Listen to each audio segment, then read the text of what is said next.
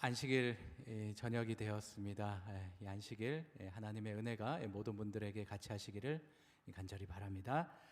오늘 이 교회의 가장 큰 피로 성령이라는 제목으로 네 번째 시간인데요.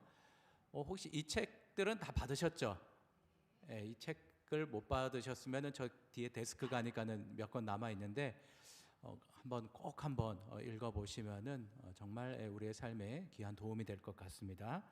오늘은 한 마음으로 구하라, 한 마음으로 구하라라는 제목으로 말씀을 나누도록 하겠습니다. 레오나르도 다빈치가 1948년도에 완성한 그림입니다. 이 그림의 제목이 뭘까요? 최후의 만찬. 이 그림에 대한 일화가 전해져 내려오고 있는데, 이 레오나르도 다빈치가 이 예수님과 이 제자들의 만찬을 그리려고 하는데 제일 이 난관에 봉착한 것이 과연 이 예수님의 얼굴을 어떻게 그려야 될까? 그게 걱정이었습니다. 사람들의 얼굴을 이렇게 많이 살펴보기도 하고 그렇게 근심하며 있는데, 어느 날 이제 교회에 갔는데 그 교회에 이 성가대가 찬양을 하는데 한 청년이 얼굴이 너무 환하고 빛이 나고, 야, 그래, 저 청년을 이 예수님의 모델로 해서 그리면 되겠다 해가지고 그림을 그렸습니다. 그렇게 이제 드디어 고민하던 예수님의 얼굴이 그렇게 완성이 되었습니다. 그리고 이제 한 명, 두 명 이렇게 11명까지 이렇게 잘 그렸습니다. 근데 이제 또 난관에 봉착했습니다. 누구 얼굴이요? 유다의 얼굴. 과연 이 유다의 얼굴을 어떻게 해야 될까 고민을 했습니다. 레오나르도 다빈치의 그림이 미완성이 많다고 합니다. 완성되지 못해서 중간에 멈춘 그림이 많은데, 이 유다의 얼굴을 찾지 못해서 이 최후의 만찬 이 그림도 중간에 미완성이 될 가능성이 굉장히 컸습니다. 그렇게 시간이 막 흐르고 있는데 한 지인이 그러지 말고 저기 이 교도소에 가가지고 그 사형수들의 얼굴을 좀 살펴보라 그랬습니다. 그래서 그 권면대로 갔습니다. 그리고 가서 봤더니 이 사람이면은 유다 하면 되겠다 하고 딱 찾았어요. 그리고 그 사람에게 이제 사정을 설명하고 일정 사례를 하고 이렇게 그림을 쫙 그려서 드디어 이 예수님과 12명의 이 최후의 만찬 그림이 완성이 되었습니다. 이 그림을 다 그렸는데 그 유다의 모델이었던 그 사형수가 이 다빈치에게 와서 말합니다. 선생님, 저 모르시겠습니까? 그러는 거예요. 누구십니까? 그랬어요. 선생님, 전에도 제가 선생님 불러가지고 예수님의 모델로 제가 선생님 그림에 있던 그 사람이 바로 접니다. 그러는 거예요. 그 말을 듣고 다빈치가 충격에 빠졌습니다. 그처럼 이 선하고 아름다웠던 그 예수님의 얼굴 같았던 그 청년이 그 시간이 흘러 유다의 얼굴로 바뀐 것을 보고 그는 그 이후로부터 예수님에 대한 그림을 그리지 않았다고 합니다. 여러분, 오늘 우리는 이 성령의 바람으로 날마다 변화되어야 합니다. 맞습니까? 그런데 우리는 이 세상의 바람으로 인하여서 변화되지 못하고 때로는 조금씩 변질되어 가는 우리의 모습을 보게 됩니다. 우리가 하나님의 말씀과 은혜 앞에 성숙해져 가는 것이 아니라 어쩌면 익숙해져 가는 것처럼 보일 때가 있습니다. 겸손해져 가는 것이 아니라 아주 대담해져 가는 모습을 찾게 됩니다. 그러므로 오늘 저와 여러분에게는 성령의 도우심이 필요합니다. 오늘 이 저녁 우리 마음 가운데 성령께서 나를 도우시도록 마음속으로 기도하시고 성령과 동행하시는 2024년이 되시기를 간절히 바랍니다. 오늘과 이 내일은 이 성령의 충만함을 위한 이 기도, 그 다음에 이 말씀에 대해서 좀 살펴보도록 하겠습니다. 여러분, 이 성령께서 우리에게 오시는데 성령은 누구에게 오십니까? 어떤 사람에게 오실까요? 성령은 간절히 구하는 자에게 오십니다. 예레미야 29장 13절 우리 같이 한번 읽어보겠습니다. 너희가 시작. 너희가 온 마음으로 나를 구하면 나를 찾을 것이요 나를 만나리라. 구하는 자가 구할 것입니다. 찾는 자가 찾을 것이고 두드리는 자에게 열릴 것입니다. 성령을 구해야 합니다. 성령 나랑 없어도 저 잘 살고 있는데요. 성령 오지 않습니다. 오늘 내가 간절한 마음으로 구할 때 성령께서 오십니다. 인도에 이 다시랏 만지라고 하는 이 사람이 있습니다. 이분이 아내가 있었는데 부인이 다쳤어요. 그래서 이 아내를 업고 이 병원을 향해서 가는데 앞에 큰 산이 막고 있었습니다. 마을에 산이 막고 있었습니다. 그래서 결국에는 제 시간 안에 이 병원 가지를 못했습니다. 그래서 아내가 그만 그렇게 잠들고 말았습니다. 근데 이 다시랏 이 만지 씨 마음에 그게 괴로움이 됐습니다. 나와 같이 이 불행을 겪는 사람이 없어야 되겠다. 그래서 이 다시랏 만지가 아내가 죽은 다음에 22년 동안 그 망치와 이 정 아시죠? 이 망치와 정만 가지고 그 마을을 가로막고 있던 산을 깎아내기 시작했습니다. 여러분 무모한 일입니까? 우리 그 모습을 잠깐 보도록 하겠습니다. 다친 아내가 험준한 산을 넘어 병원에 가지 못해 끝내 숨지자 산을 깎아 옮긴 남자가 화제가 됐습니다. 무려 22년 동안 죽은 아내를 그리워한 남편의 사랑이 영화 같은 일을 만들어낸 건데요. 마운틴맨으로 알려진 이 남성의 사연을 담은 영화가 실제로 제작됐습니다. 개훈이 기자가 전해드립니다. 손에 망치를 든 남성이 비장한 모습으로 험준한 산을 바라보고 있습니다. 1950년대 인도 시골 마을의 청년 다시랏 만지는 어여쁜 아내를 맞아 신혼의 단꿈에 젖어 있었습니다. 어느 날 아내가 험한 산길에서 미끄러져 다쳤는데 험준한 산에 가로막혀 병원에 가지 못해 숨지고 말았습니다. 만지는 다시는 이런 일이 되풀이되지 않게 하겠다며 망치와 정을 들고 산을 깎기 시작했습니다. 불가능한 일이라고 모두 말렸지만 만지는 홀로 산과 외로운 사투를 벌였습니다.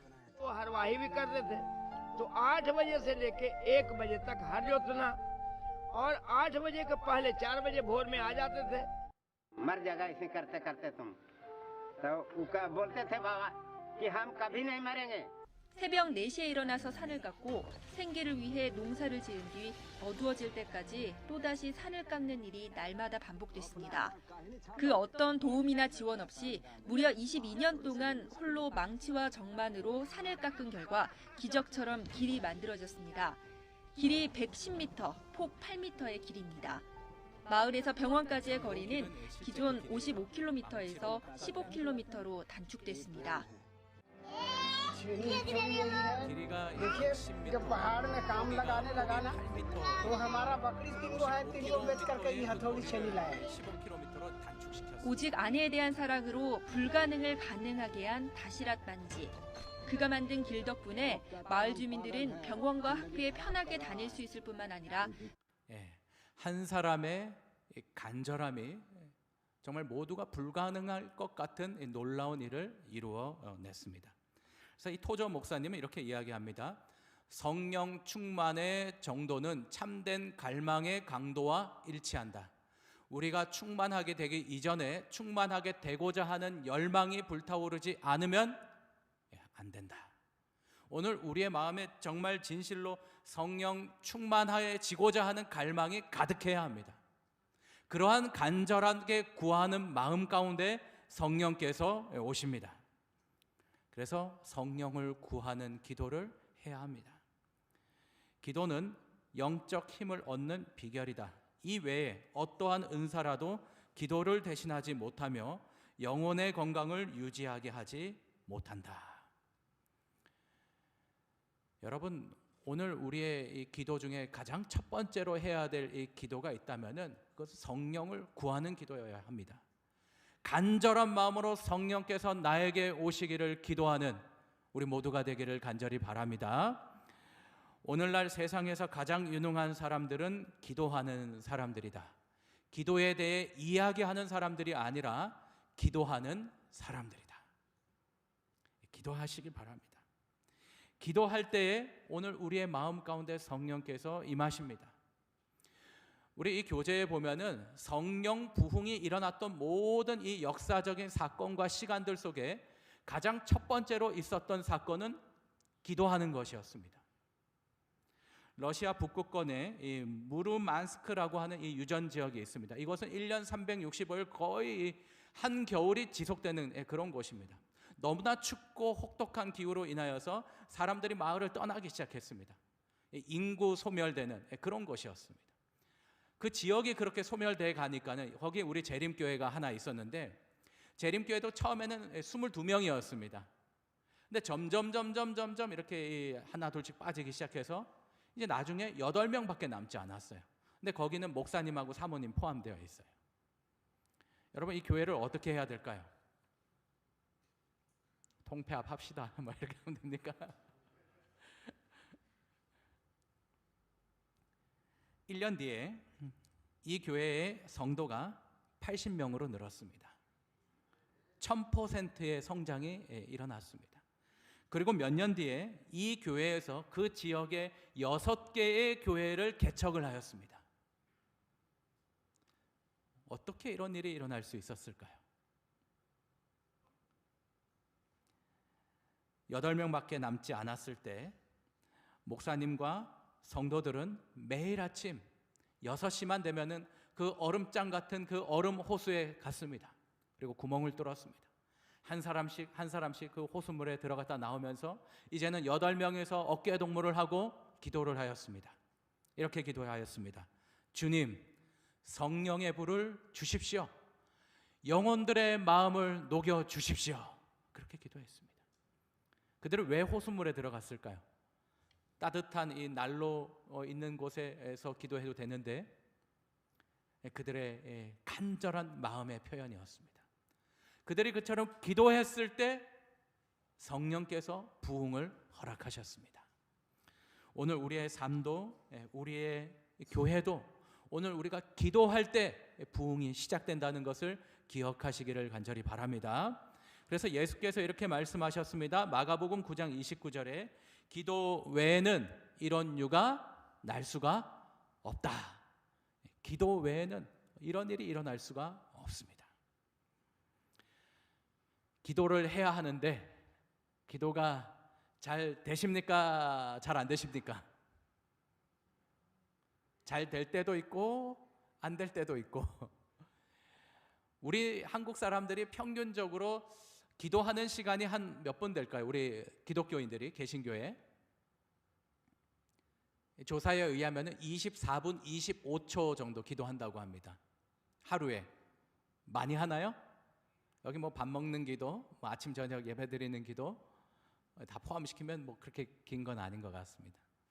그럼 보통 얼마 정도, 내가 그래도 교인인데 나는 한 이 정도는 기도하고 싶어. 보통 이 성도들의 마음 가운데 내가 하루에 기도하고 싶어 하는 시간이 한 몇 분일까요? 그게 한 51분이라고 합니다. 근데 마음은 몇 분 기도하고 싶어요? 51분 기도하고 싶어요. 근데 실제적으로는 24분 이거밖에 기도하지 못하는 것입니다. 여러분, 이유가 무엇일까요?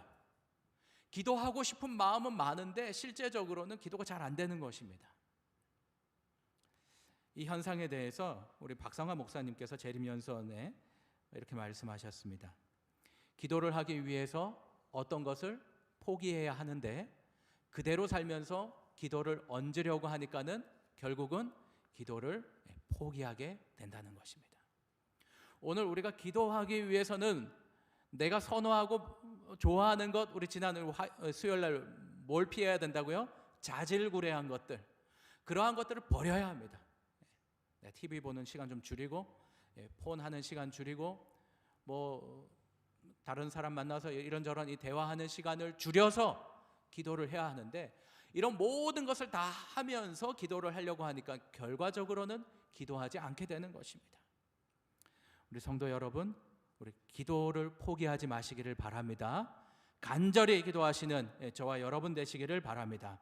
우리가 이렇게 기도를 해야 하는데 어떻게 기도해야 하나?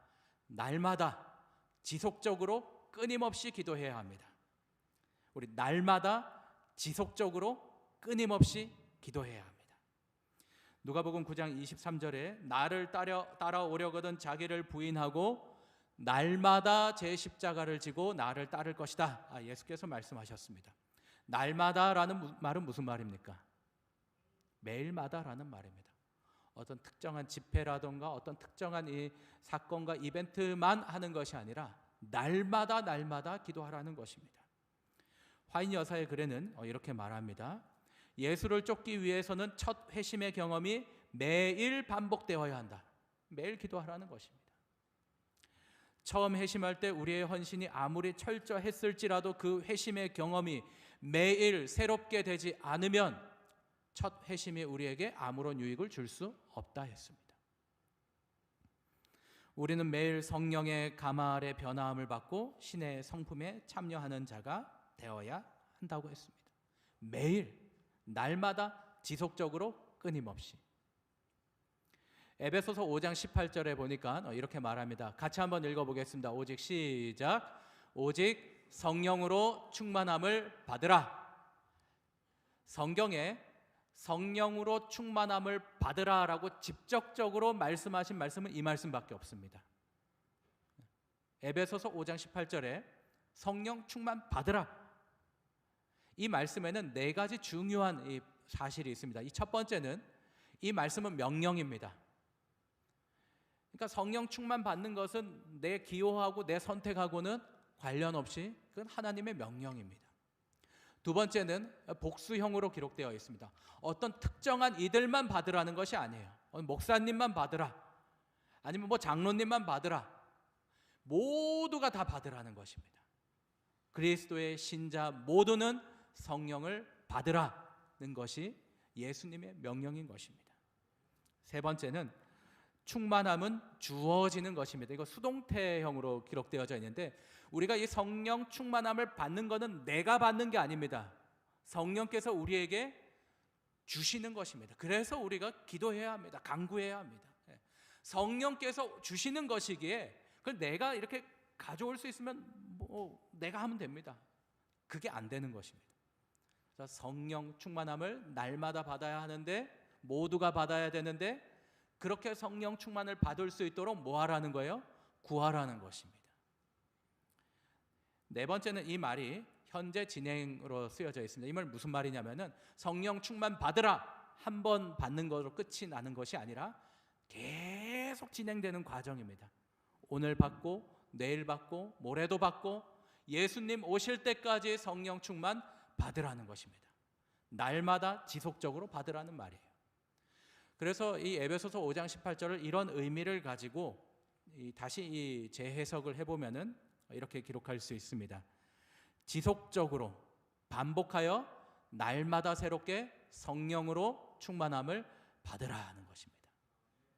오늘도 내일도 그 이후도 예수님 오실 때까지 내가 간절한 마음으로 성령 충만해 되기를 구하시고 기도하시는 우리 모두가 되시길 바랍니다. 우리 찻잔에 보면은 이 차를 이제 도자기로 이렇게 만들잖아요. 그러면 이렇게 만들다 보면은 관입이라는 현상이 있습니다. 이 흙하고 그 흙을 붙이는 그 유약이 이제 불에 구워지면서 아주 우리 눈에 보이지 않는 그 미세한 틈이 생깁니다. 우리 눈에 안 보여요. 근데 이제 이렇게 딱 만들어져 가지고 이제 찻잔이 이렇게 되면은 이제 거기다 뭘 부어 마셔요? 차를 이렇게 부어 마시죠. 이렇게 막 부어 마시게 됩니다. 근데 부어 마시다 보면은 그 미세한 틈에 그 찬물이 이렇게 스며들기 시작해요.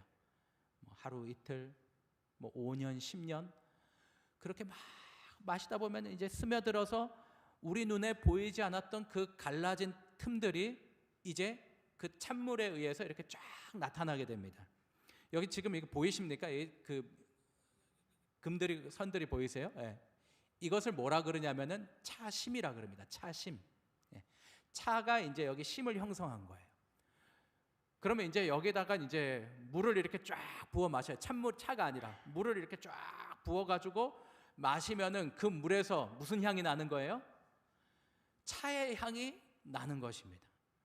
그래서 어떤 우리 이 책들에 보면은 물을 부었더니 차향이 난다 막 이런 이 묘사가 있잖아요. 그게 바로 이거예요.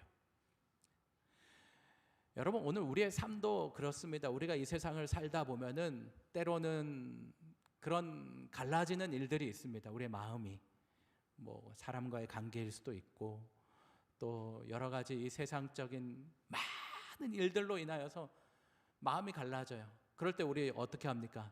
그런 걸 풀기 위해서 각자 나름대로 다양한 것들을 합니다. 뭐 어떤 사람 잠을 자기도 하고 뭐 먹기도 하고. 그런데 어떤 사람들은 그러한 이 갈라진 틈들을 성령 하나님으로 채우기 시작합니다. 조금씩 날마다 성령을 구하면서 그렇게 예수님을 바라보면서 자신의 갈라진 틈들을 채워가기 시작합니다. 그렇게 시간이 지나면은 어느덧 그의 삶 속에서 무슨 향기가 나요? 그리스도의 향기가 나는 것입니다.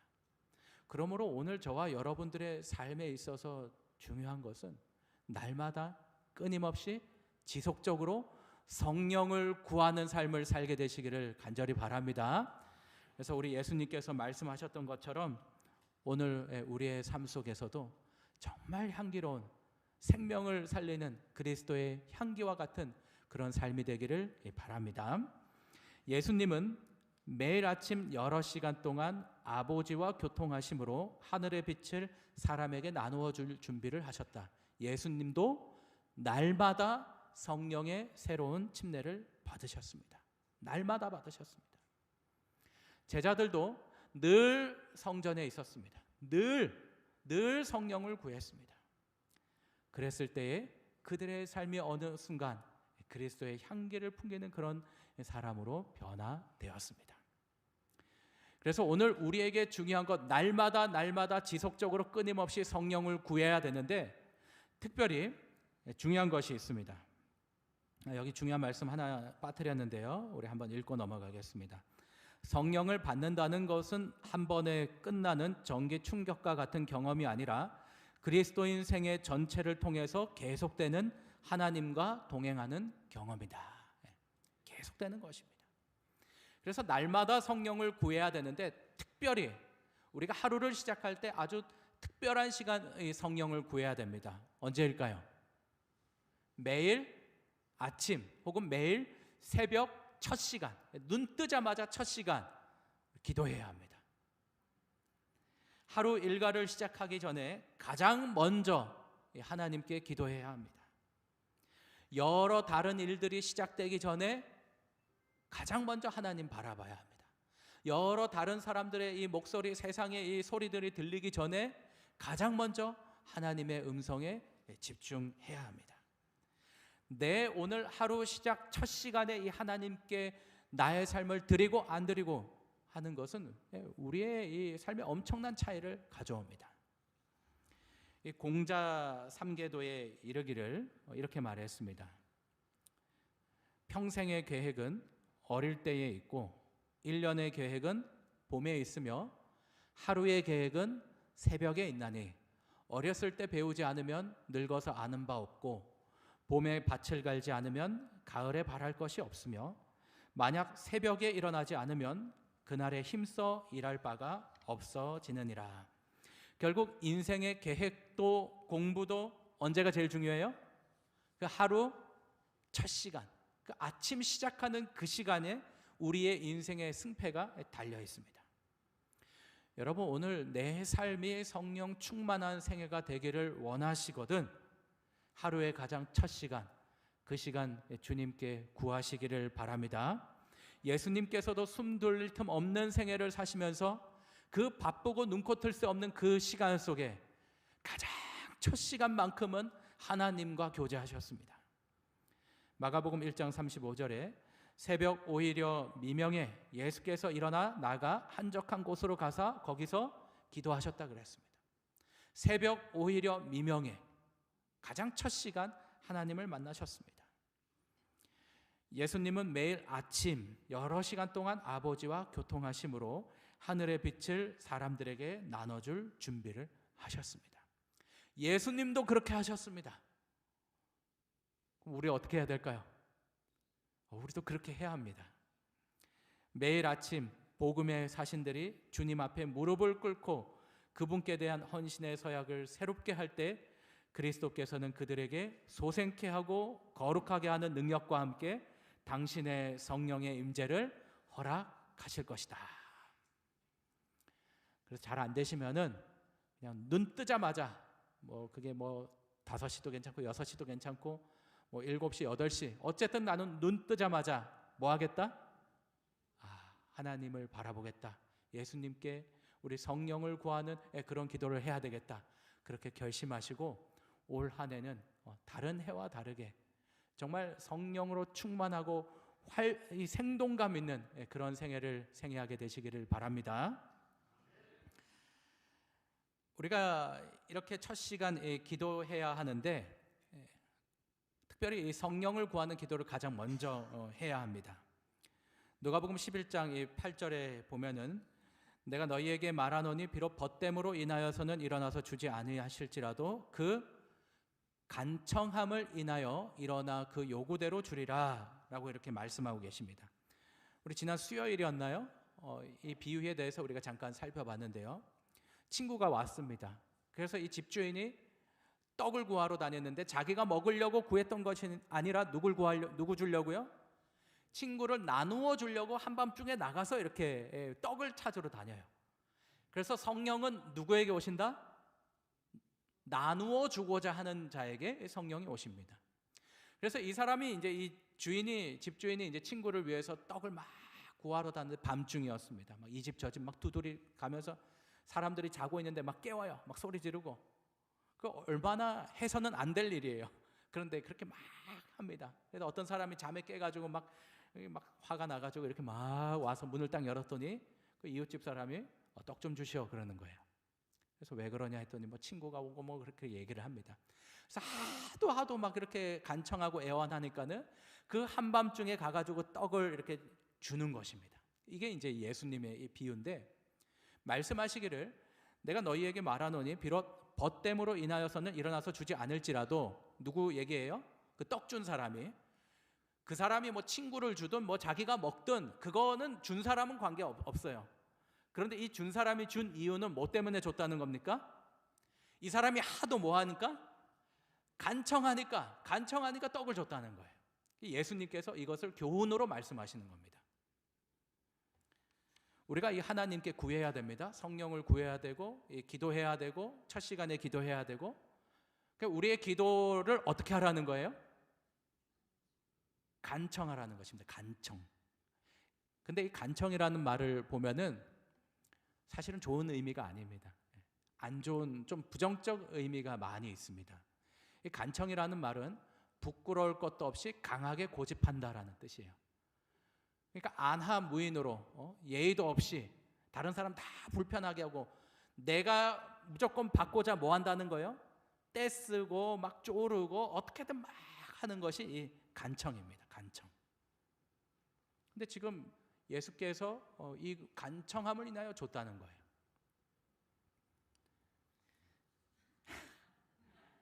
누구 모습입니까? 우리 저기 있나? 저기 하도 이게 막 뭐 하는 거예요? 들어 넣어버리는 거예요. 그죠? 예. 그거 어떻게 해요, 결국? 예. 결국은 이렇게 한다고 합니다. 이렇게 해가지고 끌고 가는 거예요. 줄 때까지 때를 쓰는 것. 여러분 우리가 하는 기도가 이런 기도입니까? 하나님 저에게 주십시오. 줄 때까지 저는 절대 못 일어납니다. 누가에게나 한번 해봅시다. 간청하라 했잖아요, 하나님이. 하나님 우리 이렇게 기도하라는 겁니까? 믿습니다 주십시오 막 하면서 절대 안 일어나는 거예요. 여러분 우리가 기도에서 기억해야 될 것이 있습니다. 아주 중요한 것입니다. 기도는 하나님 편에서 어떤 변동을 하시도록 하는 것이 아니라 그것은 우리로 하여금 하나님과 융화되도록 하는 것입니다. 그러니까 하나님 갖고 있는 걸 내가 어떻게든 뭐 하는 거예요? 나 줄 때까지 한번 내 포기 하나 안 하나? 나 그러면 나 나빠질 거예요 하면서 막 하나님 협박하고 막 그러는 게 기도가 아니라는 거예요. 기도는 뭡니까? 그게 아니라 내가 누구처럼 되는 거예요? 내가 예수님의 마음을 알아가고 성령의 이 감화로 내가 새롭게 되는 것이 기도입니다. 그런데 왜 예수님께서 간청함으로 줬다고 이렇게 말씀하시면서 간청함에 대해서 말씀하십니까? 이 말 무슨 말씀이십니까? 이 누가복음 11장의 이 한밤중 친구의 이 비유는 그 전에 예수님께서 제자들의 요청으로 주기도문을 가르쳐 주시면서 이 비유로 설명하시게 됩니다. 어느 날 제자들이 예수님께 와서 예수님, 저희들에게도 뭘 가르쳐 주세요? 기도를 좀 가르쳐 주세요. 제자들이 기도를 할 줄 몰랐습니까? 알았습니까? 기도할 줄 알았어요. 근데 왜 기도를 가르쳐 달라 그랬을까요? 그 당시에는 기도문이 있었습니다. 바리새인들파, 사두개파, 에세네파, 그 당시 아주 이 굵직굵직한 이 기둥과 같은 이스라엘의 그 각 파들이 자기들의 이 신앙 신조를 가지고 이 축약형으로 기도문을 만들었어요. 그래서 이것은 우리가 만든 기도문이니까 이대로 기도해라 이렇게 막 나눠줬어요. 그러니까 이 예수님을 따르는 제자들도 우리만의 뭘 좀 가르쳐 주십시오. 예수님파, 이 예수님께서 말씀하신 기도문을 우리에게 주십시오. 그럼 우리도 그 사람들처럼 이거 가지고 좀 기도하겠습니다. 그렇게 한 것이에요. 그때 예수님께서 그 제자들에게 가르쳐 주신 기도가 이 주기도문입니다. 우리 이 기도를 잘 알고 계시죠? 이 기도는 두 부분으로 되어 있는데 처음에는 2절에 아버지여 이름이 거룩히 여김을 받으시오며 나라가 임하시오며 라고 이렇게 되어 있습니다. 누구에 관한 거예요? 하나님에 관한 것입니다. 아버지 이름이 거룩히 여김 받으시고 하나님 나라가 임해 주십시오. 예수님이 가르쳐 주신 기도예요. 여러분, 이 하나님 나라, 하나님의 나라가 임하게 해달라라는 말은 예수님의 의도는 무엇입니까? 로마가 무너지고 이 세상의 모든 것이 이 예수님에 의해서 다 평정이 되고 하나님 나라가 세워지는 것, 그것입니까? 그런 게 아니었어요. 하나님 나라는 내 마음의 자리에 누가 계시는 건요? 예수님께서 내 마음의 의자에 앉아 계신 그 사람마다 너희 속에 이미 하나님 나라가 있느니라 라고 말씀하셨습니다. 그래서 하나님 나라가 임하시오라고 가르쳐 주신 그 기도 내용은 성령을 구하고 예수께서 너희들 각자의 내 마음 속에 임하게 해달라라는 그 기도를 하라는 것입니다. 그리고 3절부터 4절까지 뭐에 관한 거예요? 어떻게 자기의 삶, 그죠? 내 삶에 관한 것처럼 보입니다. 일용할 양식을 주시고 죄 지은 자 사해 주시고 우리 죄도 사해 주시고 시험에 들지 말게 하시고 나의 삶과 또 내 마음의 이 평안을 위하여서 하는 기도처럼 보입니다. 그런데 이 말씀도 내가 나에게 죄 지은 자를 용서해 주기 위해서는 내 마음에 누가 계셔야 돼요? 예수께서 계셔야 돼요. 나의 죄를 용서해 주시는 분이 누구세요? 예수님이에요. 내가 시험에 들지 않도록 나를 보호해 줄 때 보호하기 위해서는 내 마음에 누가 계셔야 돼요? 예수께서 계셔야 돼요. 그러니까 이 기도도 뭐예요? 예수께서 내 마음에 계시도록 하는 그 기도입니다.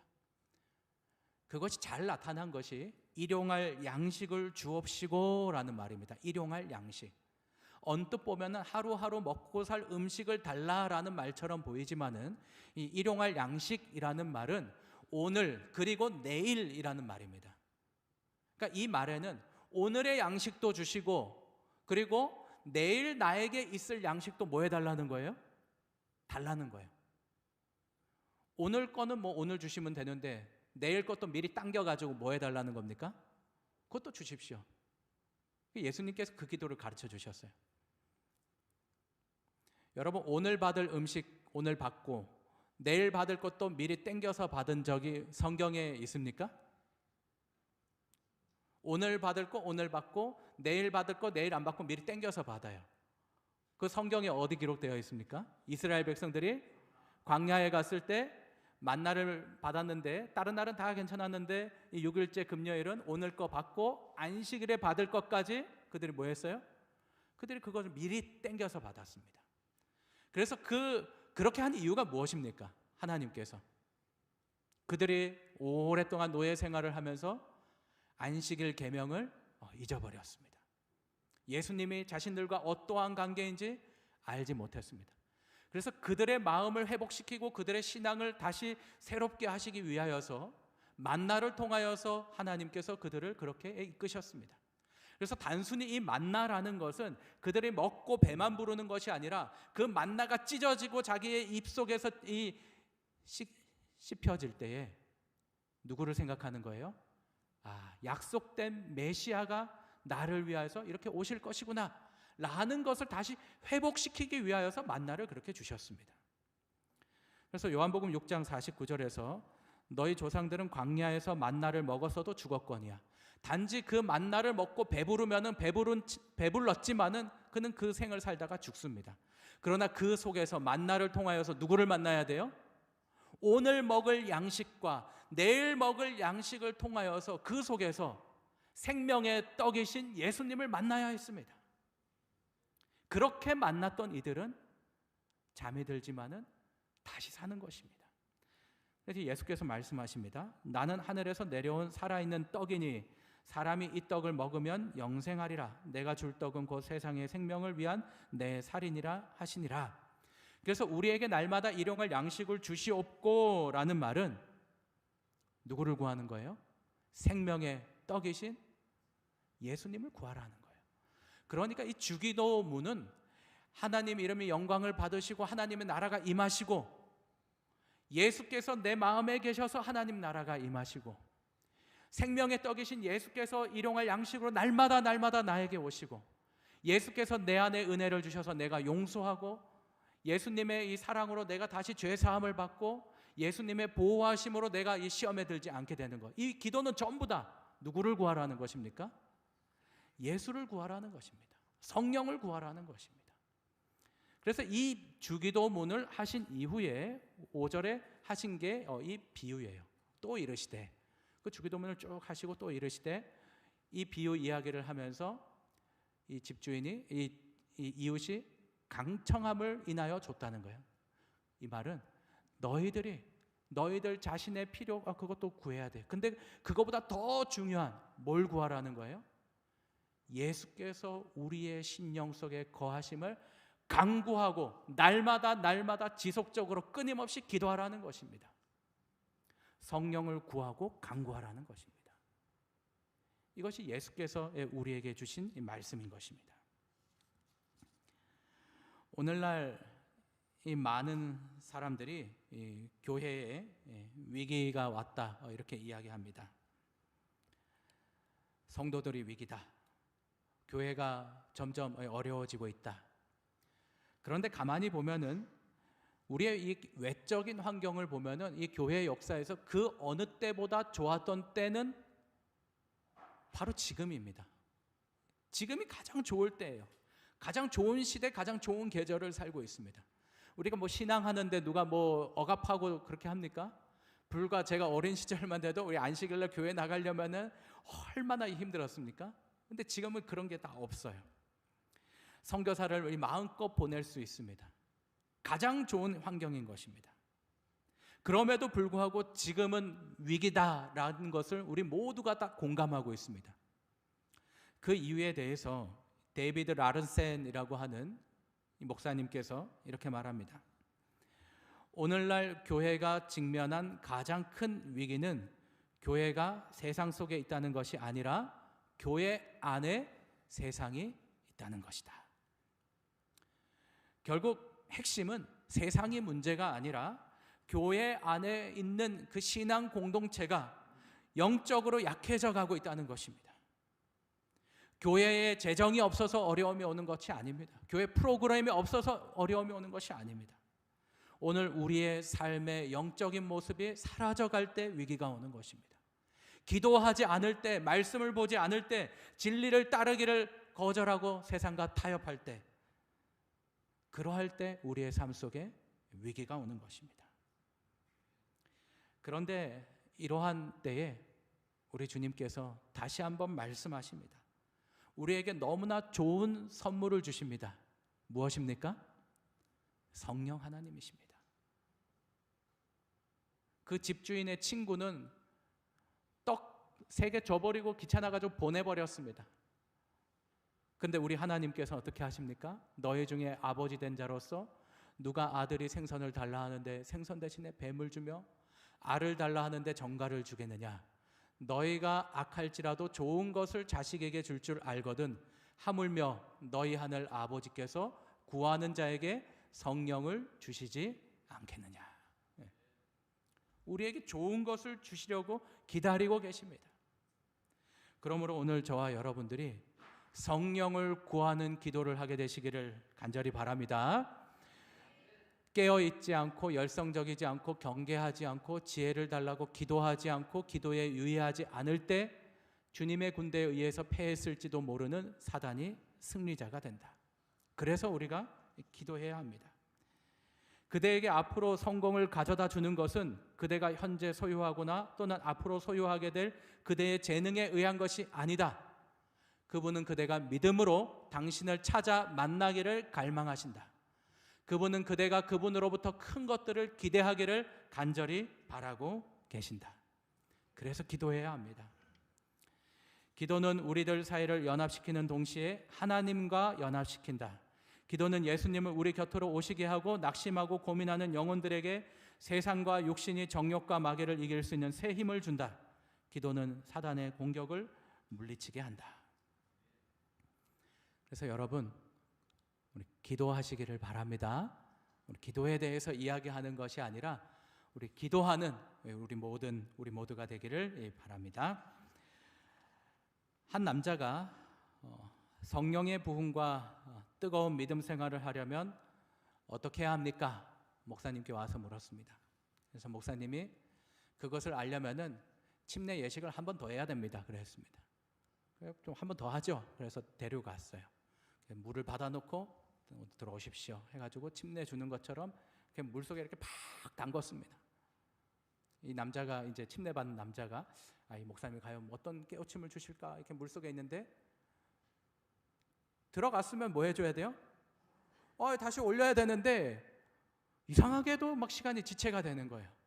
점점 숨이 가빠오기 시작했습니다. 뭔가 이상했습니다. 이 목사님이 자기를 일으켜주지 않는 거예요. 이제 숨이 다 했어요. 막 목사님 팔을 딱 잡으니까 목사님이 힘을 꽉 주고 자기를 일으켜주지 않는 것입니다. 겁이 났습니다. 너무 무서웠어요. 이 목사가 나를 죽이려고 하는가 보다. 그래서 막 있는데 거의 죽게 될 때에 이 사람이 막 발버둥 치면서 팍 뿌리치고 왔어요. 그런 소리를 버럭 질렀습니다. 아니 목사님 어떻게 나를 죽이려고 합니까? 막 그랬습니다. 그때 이 목사님이 이렇게 말했습니다. 당신이 부흥을 위해서 바로 지금 숨을 쉬기 위해 한 것처럼 필사적이 될 때, 그렇게 기도할 때, 그러면 주님께서 부흥을 허락하실 것입니다. 우리가 필사적으로 간절히 구해야 합니다.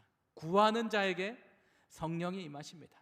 날마다 지속적으로 끊임없이 성령을 구하게 되시기를 간절히 바랍니다. 우리 이 말씀을 다 같이 읽고 말씀을 줄이도록 하겠습니다. 너희가 시작. 너희가 온 마음으로 나를 구하면 나를 찾을 것이요 나를 만나리라.